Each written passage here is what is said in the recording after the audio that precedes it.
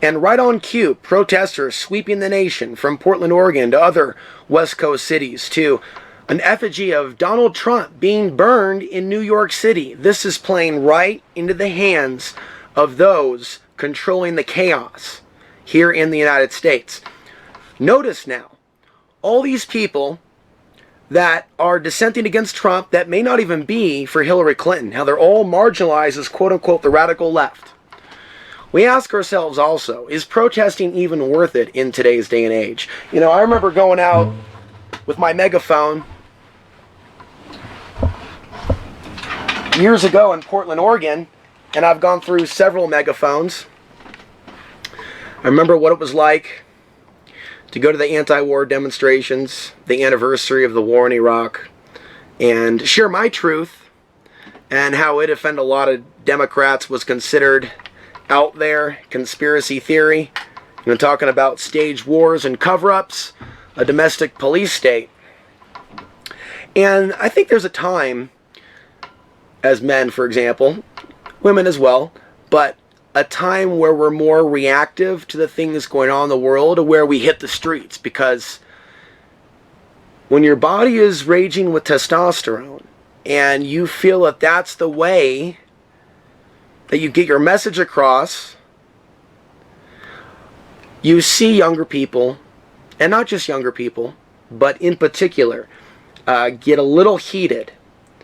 And while there's some legitimate issues that a lot of today's protesters have, what I also see when I look at protests in Portland, Oregon, for example, and I watch protests from there more than protests from other places, because I know the politics well, I know the people well, I know that the city goes through periods where it experiences a lot of that unrest. Sometimes when there are protests, issues are brought out and dealt with. In a lot of other cases, it's just one big, giant melting pot of really intense emotions. And so we could see from the tapes that we watch, YouTube for example, people screaming at each other, even if they're on the same side. On the controlled robotic left, the robot radicals, as they're also known, you see this outright demonization of people that think differently than them, than the collective group think. It could be someone that stands against socialist ideals or communist ideals, or someone that just in no way, shape, or form can compromise himself and become a Democrat. See, I associate with that. And so in a lot of these movements, they go nowhere other than a mob situation, to then it becomes like, a face down with the riot cops, and on it goes. And there are people, especially in recent years, since I stopped demonstrating, Alex, why don't you get behind this movement? Or Alex, why don't you go over here? Or Alex, why aren't you calling for revolution? Alex, you're just talk. As if speaking, as if philosophy, as if news, as if information, as if unique ideas, as if those things have no merit anymore in today's day and age. And I've even heard women say, well, violence and revolution, that's the only thing that actually accomplishes anything. Talk is cheap. We want to see action.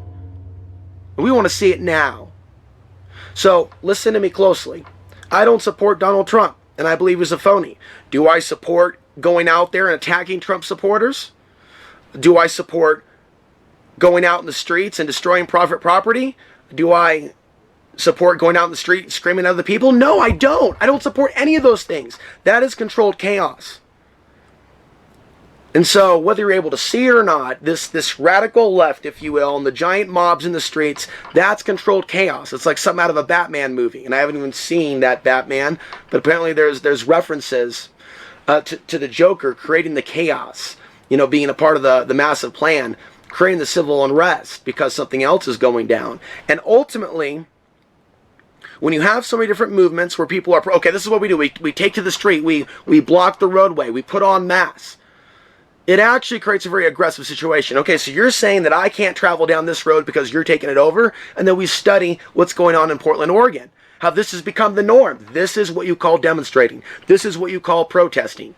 And so these people end up being convenient targets. But of course, the others that are dissenting against Trump, but aren't with the so-called mobs, they're thrown in. And this is complete ignorance.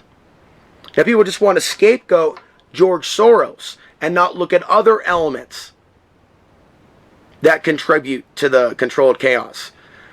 It's true that CNN is playing their role in it as of lately. And this isn't the first time that we've seen CNN do this. We saw it with Ferguson, and there's an episode you can find in the Best of OTB TV at alexansary.tv. Check it out if you haven't already. And I'm demonstrating, I'm narrating in real time as we go over the video on the monitor how the mainstream media is giving additional light and attention on the insane protests. And people see that and they repeat that. And it doesn't mean that some of the issues aren't legitimate. It's that this has become how people respond to the angst within. They take to the streets and they create a disturbance. And then, of course, the police forces now have the excuse to increase their budgets, to don the black uniforms. And there are people that, like, that's their mindset. It's not actually research. It's go at it with the riot cops, and it becomes like a tradition. And we see it in Europe. And there are some people that get caught up in this, and they say, oh my God, this is really, really big. Look at what's going on in Spain. Look at what's going on in Thailand. Look at what's going on in Europe. Oh my God, the people are really not throwing the rocks. And what? And what? And what? You're still in the European Union. Okay, now they've created an immigration crisis, and so now there's a convenient distraction, world crisis. Of course, as Syria gets bombarded with missiles, back to the Stone Age, by not only the United States, but Russia as well. As we see really a new world order in action between the United States and Russia in Syria. They act like they're enemies on one level, and then we see the cooperation. What if the people of the left and the right came together to talk about that? Let's look deeper at the ties between Putin and Barack Obama and all the deals and all the meetings. You know, everybody wants to look at that WE style stare down like they're going to go to blows. That's a show. It's sad how they divided this country. And so now all these people that are all emotionally invested in Trump the Messiah, you see these people protesting like, oh my God, this is like the sign of the Armageddon. This is the sign of the end. Oh my God, look at these mobs. They hate our Messiah. We got to do... And putting fear into the Trump supporters. Holy crap. As they watch this on TV. And it's all predictable. As the Pentagon announces martial law drills or domestic unrest drills. And they've been having these for years, even before this election cycle. National Guard, Pentagon, domestic drills. Sometimes they have foreign troops, you know. I have been talking about issues like that consistently since the beginning. You know, people marginalize you when you talk about foreign troop drills in the United States. And Alex Jones, Kool-Aid drinker, as if Alex Jones is the sole origin of all that information. The things are either happening or they're not. The joint drills. Did it or did it not happen in 2012 when Russian special forces came up here to Colorado, right outside of the Colorado Springs, and trained with U.S. Special Forces? Oh, they're in these search missions for terrorists, and they're training in Colorado. Russian Special Forces. I've also done reporting on Chinese police being trained in League City, Texas, which is right outside Houston. There's video me in 2012 discussing this, using video from the League City Police Department's channel. Oh, there's the cute Chinese police cadet. She's got a shotgun. They're doing ride-alongs. This can't be anything significant to look at. So, I've been highlighting what I believe is high-level corruption going on with our own government. And the real deal is going on behind the scenes that you don't see and I don't see between the world leaders. What there is what's documented if you want to look.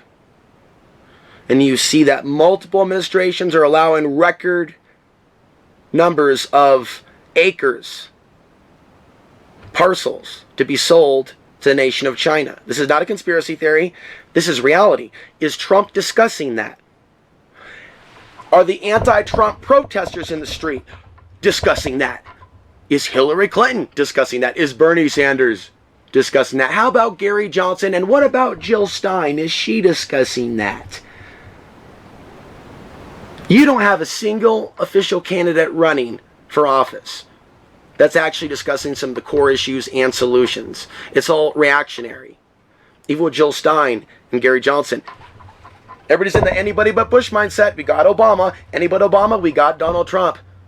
We got anybody but Trump, anybody but Clinton. You have Gary Johnson, you can't name a city in Syria, who was a supporter of Kony 2012, that propaganda meme that came out, and intervening in Africa, according to a Fox News interview, and you can find that. And then we have Jill Stein. And there may be some good issues that they bring up. In the end, they're just there, in my opinion, to absorb the super independent vote that just can't stand the main three contenders, Sanders, Clinton, or Trump. Instead of being in a reactionary mode, when are we actually going to start establishing our own colonies of liberty? Joel Skousen actually coined that term, and it's something that I've been advocating for years. And it doesn't necessarily have to be off-grid living, but there's reasons why I recommend getting out of these urban areas where all this manufactured chaos is going on.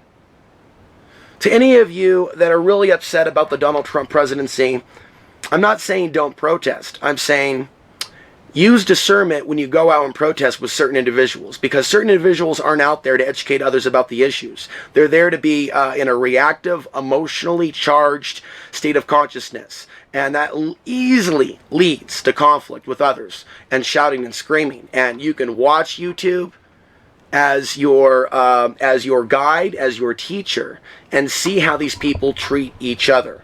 Michael Strickland was arrested for pulling a gun out at a Black Lives Matter protest in Portland, Oregon. And the backstory to that is the man felt threatened. I believe that the charges have been dropped. But this is an example of a journalist going to a massive, the mob rules type of situation. And he's known for covering some of the crazy things that are chanted, cops in the ground, uploading that to YouTube and conservative websites using Michael Strickland's work. So you have people that are resentful towards Michael, and Michael went into a dangerous situation. But the charges have been dropped, and people should learn from situations like that. This is how heated it's actually getting, to where people will drop their backpack and go, what are you going to do? I will kill you, fool. And there are people who actually go to that level and get so emotional.